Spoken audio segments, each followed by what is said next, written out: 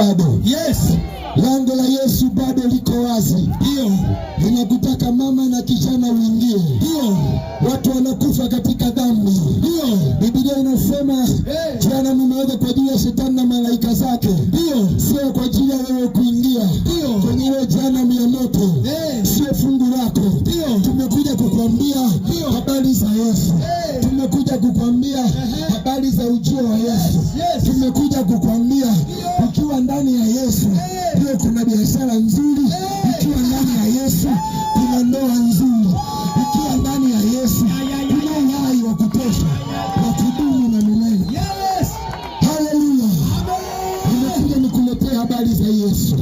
Sijaje kukutabiria kama mganga wa kienyeji. Wewe eti biashara yako itabarikiwa. Eti biashara yako itakuwa. No. Wala sijaje na chumvi ya upako. Sijaje na mafuta ya upako. Sijaje na kitambaa cha upako. Nimekuja na jina la Yesu.